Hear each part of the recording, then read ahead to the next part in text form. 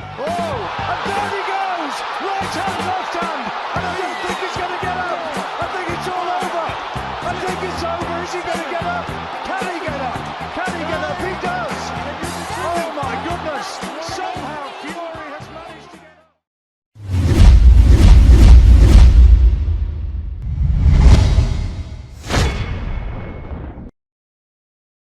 Hello folks and welcome back to the Brawl Boxing Podcast. I am Kieran McCourt and I'm joined by co-hosts Colin McGuigan and Ram McLaughlin. Guys, we're delighted to be joined today by John Ryder. John, how you doing? I'm good. Thanks for having me on, fellas. It's good to be here and finally sit down with you all and have a chat. Good man. How have the last few weeks been, John? Yeah, I mean, strange really. After last weekend's good but strange ending. Bit of downtime with the kids. But I feel like I've got something lurking around in me. Not feeling myself at the moment. So maybe a cold coming out in me or something. But yeah, other than that, I'm still buzzing and still flying high. And how long would you usually take off after a fight? Well, I normally take off a week or two, but I was back sparring Felix Cash last Wednesday. Just he's fighting on the 10th in Leeds, so just done a little 6 rounds with him last Wednesday, and not done much else since. But I will start picking up the running again this week and get back into it. We'll touch on the strange events of the last couple of weeks down the line in the podcast. But when we do this podcast, we like to bring it back to the very beginning. How did you first get into boxing, John? Talk about bringing back to the beginning. Ain't November over yet? Do you know what? That's everyone who's bothering me for this. It's here to stay. John, right back to the start, man. Just like my mustache. How did you get into the boxing? Funny enough, my dad, good friend of Jimmy Oliver's, the Oliver family, Spencer Oliver and Danny Oliver, and he's got a pub up in Barnet. So the local gym there, just told me about it, and yeah, got me started up there when I was 13, I think it was. And did you take to it at the start? Like a lot of people we have on, sort of like they say like they were either really shit at the start or they were just really sort of talented. There never seems to be any in between. Yeah, I'd say, I don't know. It's hard to say. Funny fact though, me and Derek Tresora started the same day at Finchley Boxing Club all them years ago, which was a strange one. Yeah. I like to think I could run before I could walk as such. I think I was trying to do like alley shuffles and Sugar Ray Leonard like arm swings and whatnot and dabbling back jabs before I could even hold my hands up. So yeah, I think I took to it. I wasn't a natural and a duck to water, but I did enjoy it. I was something about getting punched in the face that I enjoyed. What was Del Boy like back then? Was he a scurry like or? He was a few years older than me, so I suppose he was in like the older group, more with the seniors because he's always been a big lump, isn't he? But yeah, I think just a fresh-faced lunatic like he is now. See, obviously you're coming to your peak, John. You've got obviously you're hopefully on the horizon. You've got the biggest fight you'll see obviously against the likes of Canelo. We're hoping that will be the next one in line for you. But for us, like we speak about it all the time about. You know the effect of losing in boxing, and I think you should be like a big inspiration for boxers because the way you've reacted to defeats in the past, like, and obviously you've got the unbelievable wins against the likes of Daniel Jacobs, etc., and then you've got hopefully the Canelo fight coming up. That should be a big inspiration for fighters. How did you react to your first ever defeat? First ever defeat was Billy Joe. So I mean, in the pros that is. So. I didn't really see it as defeat. I see it was more of a learning process. First time doing 12 rounds. Always had that excuse of it being on an away promoter's show. Always like it's always been that thing of you need a knockout to win as such. But listen, it was a close fight. Didn't get hurt. Didn't get tons of miles on the clock. I learnt a ton from it. So I always thought that would stand me well moving forward, which it did to an extent. But then obviously. Issues with weight and whatnot did cost me further down the line. Were you able to be full time at boxing when you were the first sort of few years? Yeah, I mean, as soon as I turned pro, I committed to it completely, 110%. Obviously, it wasn't easy in the start. Obviously, boxing. I was lucky enough to box, I think, three times in 3 months. So I mean, after making a debut, that's pretty frequent, to be fair. So I've done that. I think I had a fight February, March and April, and then September, October, and November of a year. So that was quite an active year for me, which was good. There's a whenever you look at your record, you know, your first KO, your only KO loss is the Nick Blackwell. And how did you rebound from that? Because a lot of people let that define their career and maybe use that as a scapegoat to kind of get out of future big fights. But you've used to spur yourself on. How did you do that? I think at the time it was just the weight had beaten me that time. Nick Blackwell landed a hell of a couple of shots there, but I think I was up on the scorecards. I think it was at 6th round. I think I was 5 rounds up, boxing beautifully, but just the wheels fell off. He caught me with a body shot at the end of the 5th, and I think it just took everything out of me that I had left in me, and it wasn't a lot because I'd struggled to make that weight. And coming out for the 6th round, I mean, he did land a good shot. Just as I was on the attack, he landed a good counter shot, high on the temple, it was a weird stoppage at the time because I felt like if Howard Foster had stepped in 10 seconds earlier, there was no complaint from me. But when he did step in, I felt like I'd gone on the attack again. Nick had defended, and I took a backward step to try and regroup, and then that's when Howard stepped in. So it was a weird time for him to step in and call it. But listen, like I said, a learning curve. It hurt a lot. It was hard to get over it. It felt like a long road back after that. But there was a lot to take from it, a lot of lessons learned, and things not to do again. Yeah, I get that. No, like that's what we always talk about it. It's the over fact that people are so scared to lose, and like the people you've obviously fought, you've had an unbelievable career, and I feel that should be an inspiration for others to take them, because that's what boxing is lacking massively at the minute. People scared to step up, and you stepped up, and you've been rewarded as well. Yeah, and I think we're at an era where everyone wants to retire undefeated. That Mayweather era, 51-0. He's about 55 now, really, isn't he? But let's be fair, it's unless you're Mayweather, it's not realistic, is it? I mean, look at Canelo. He's been beat. He's stepped up, and I mean, if you're willing to step up and dare to be great, then you're going to take these risks. So other fighters have done it in the past. Lomachenko went for a world title in his second fight and come up short. So you got to dare to be great, and I think if you do it, it's a better story at the end of it. If they make a film on Mayweather's life now, you know what the ending is. If they make a film on someone else's life, if they made a film on my life now, it'd be the interesting story of what happened in them fights, why it went wrong, what went wrong. So I'm happy with the way things have gone. I'm not entirely happy with the way things have gone, but it's all for a lesson in life, and all adds to my story.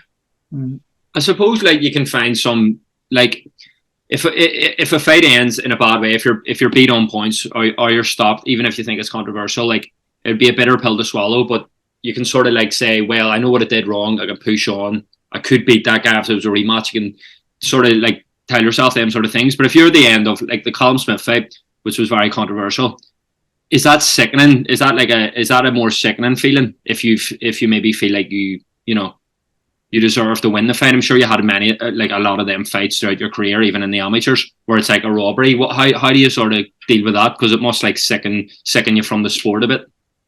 Yeah, that one was, I suppose, more so sickening now because I couldn't get straight back into it. Obviously, COVID come about. That was the end of 2019. Obviously, 2020 hit, and we had all the intentions of starting off good and having a good year. And I think I was penciling to fight June time for the WBA regular. Obviously, COVID hit, and that messed up all the shows for the year. So I didn't end up boxing until December that year on the Golovkin undercard. So I mean, from having that heartbreak of losing to Callum Smith on a strange decision for the titles, you don't want to dwell on it, but all that was there was to dwell on it, because nothing was moving forward, nothing was happening. It was all just standing still and stagnant. So it was nice to finally get out at the end of the year, get a points win under my belt. I was there in case anything happened to Callum, and I had to step in against Canelo. So that was also in the back of my mind. But no, it was nice to get out, get the end of the year, get out of the way, get a good win, and then build to 2021, which we all thought was going to be an even better year, but what started off slow again.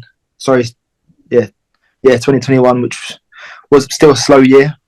But then things looked like they was going to open up, but still I didn't have boxing until September time. So all this time that I was hoping to really kick on and progress in my career, I was just stood still treading water really, which was a shame. But obviously 2020 hit and we got the Jacobs fight, and it was a great start for me, and we finished with a great end to the year. So all that's behind me now and just looking to build momentum now and keep going. That Jacobs fight was obviously a brilliant fight, and it was a big win for you. How did you feel going into that? Were you confident that because obviously he's a big name from America, and it's a good name to have on your CV as well, isn't it? Yeah, fantastic name. And I think before I turned pro, I was watching Jacobs fights. So I mean, I've seen him about. He's been around a long time, and listen, people say it was a close fight. I felt like I won pretty comfortable.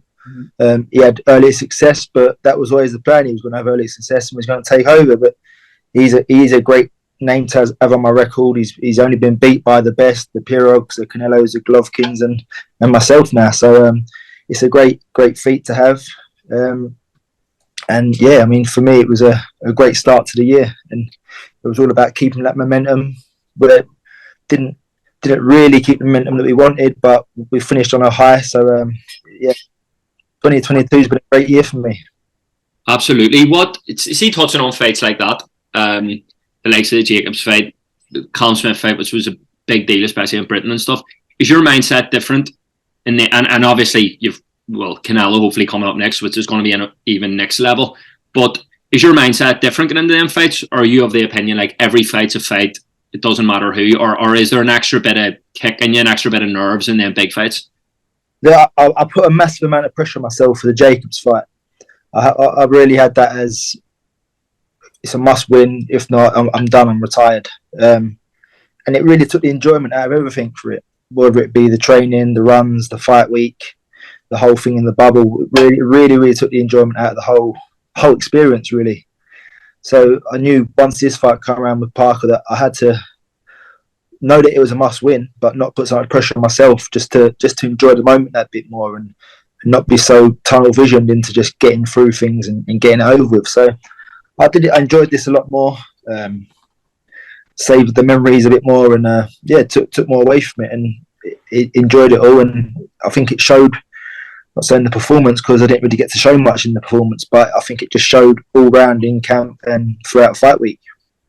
Talk to me a bit about that experience of the whole situation of what happened, because you wait 9 months to fight again, you fight, and then it's cut short. Yes, you're victorious, but you don't get a chance to properly fight. Would you have done what he done in terms of quitting if you were in his position?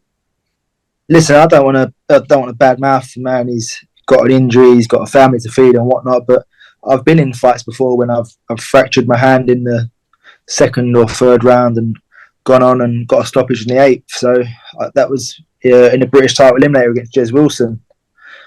So I've been there, I've done it, and I've seen other people do it.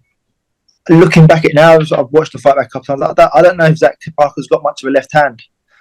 See, everything comes off the right, so I just don't know if he could have carried on with just the left hand. I don't know if he's got that there, if he's got an injury to that hand, if he was only going into that fight one-handed. So I guess we'll never know. I mean, listen, at the end of the day, he's done what he's done now. We can't change it. I felt like I was just starting to get a foothold in that fight and really turn it. I think it was a close fight at the time. I know the judges had it. I think two had it. Him had him 3 rounds up. Steve Bunce had me 3 rounds up. One judge had it 2-2. And I just felt that I was really starting to turn the screw in that round. Caught him a couple of times and just walking him down a bit more and just starting to land my shot. So I felt like I was, like I said, getting a foothold in that fight, and I was about to start taking over. So I think another couple of rounds I would have got what I wanted, but we'll never know now.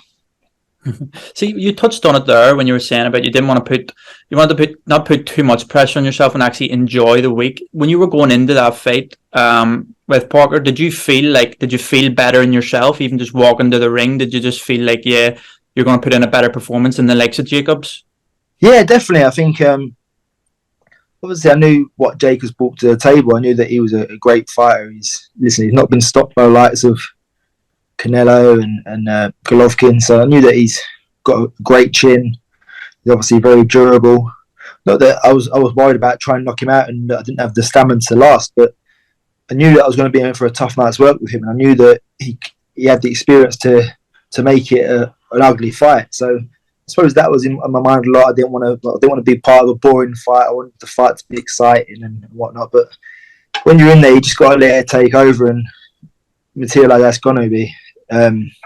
Listen, and the most importantly thing was to win and move on and fight to see another day. And ultimately, that's what I did. But it was a tough fight and an experience that I didn't really enjoy like I should have. See when you're in the ring, like you touched on it there, like you were saying you didn't want it to be a boring fight. That's something I've always found fascinating with boxers. Like I always wonder, and we spoke about this a few times on the podcast with people, do you have like them internal thoughts in your mind during a fight? Where are you thinking sometimes this is a bit lackluster or oh, I want to make this exciting, or are you completely just in the zone? How's it work?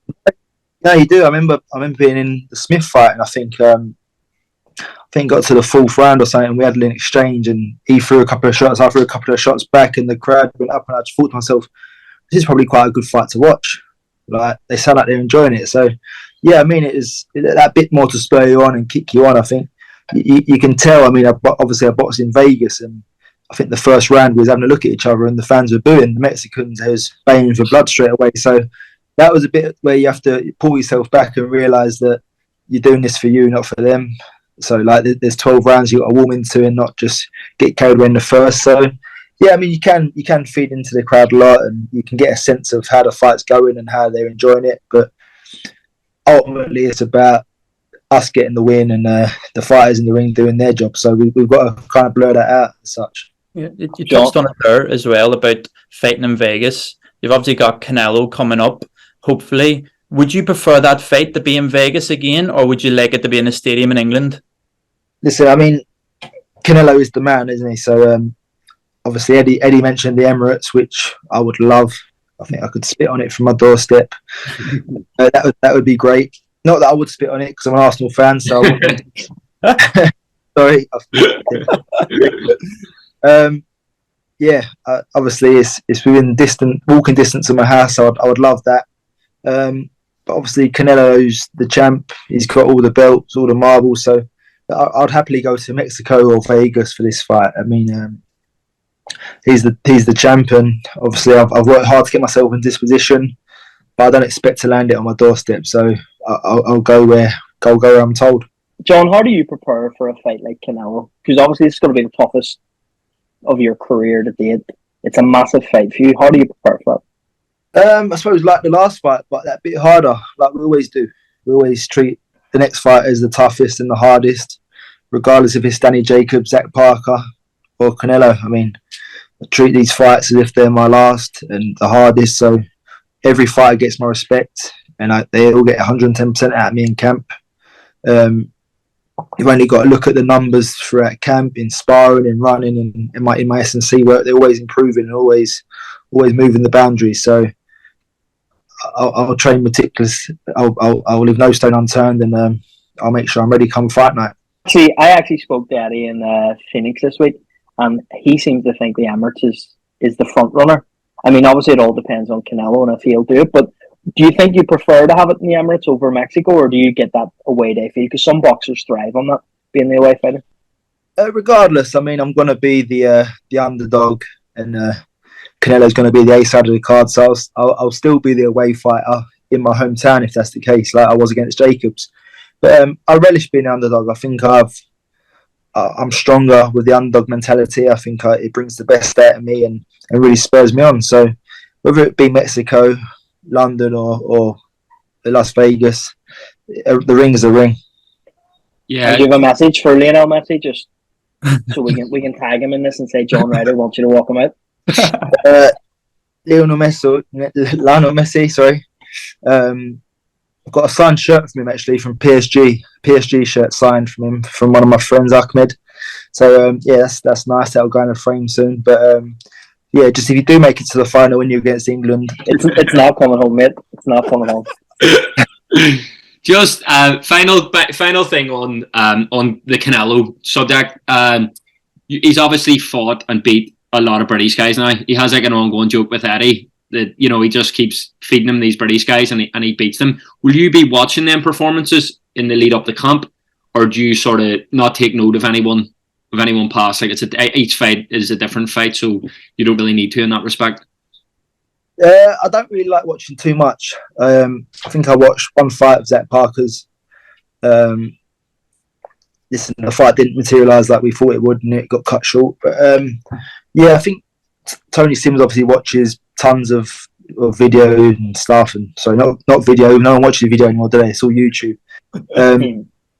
But Tony studies it all, and he shows me clips and whatnot. And I think I like just to go off what he tells me. So I'm listening to the game plan he sets rather than second guessing.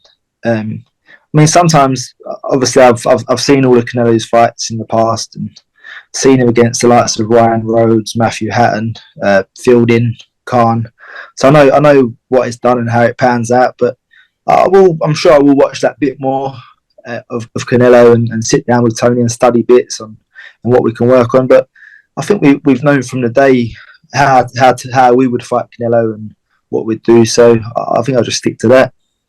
Just out of interest, who's your top 5 pound for pound at the minute? Well, I think Bivol and Canelo need to be right up there. I put Gervonta Davis up there. Obviously, with what he's done with the cruiserweight to heavyweight, I mean, it's hard to put. For me, it's hard to put a heavyweight up in there. I'd love to put Fury in there, but obviously, he's only gonna do what he's gonna do at heavyweight. He can't move down. He can't.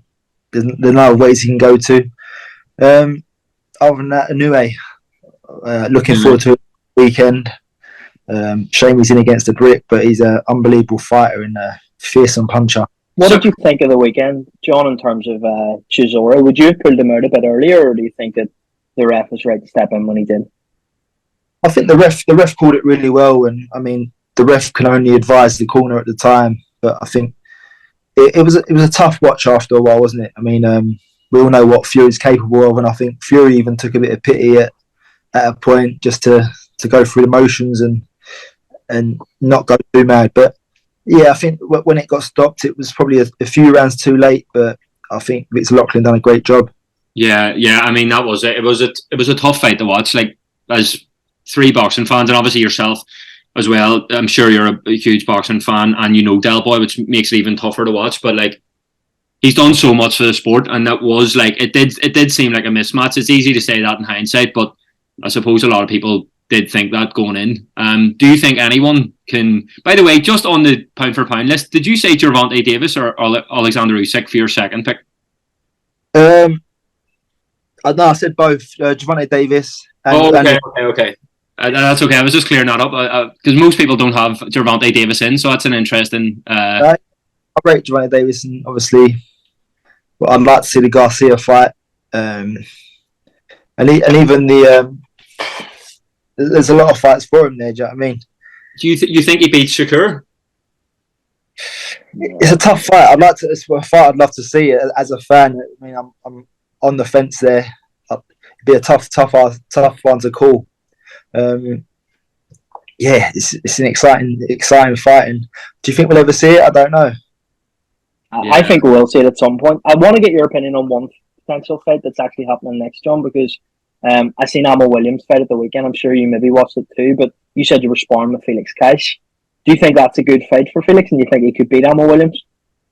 Yeah, definitely. I mean, he's got a fight on Saturday, obviously in Leeds. Providing he comes through there unscathed, no injuries, and I think Ammo Williams early next year. But listen, it's a great fight for the both of them. It's going to be a WBA final eliminator, so it puts him in a great position. Obviously, Golovkin's the champion. He's had his best days are well behind him. So, will that land on you and Canelo's undercard potentially? Who knows? I mean, I don't know what they're going to say schedule wise or time wise, but it's a good division.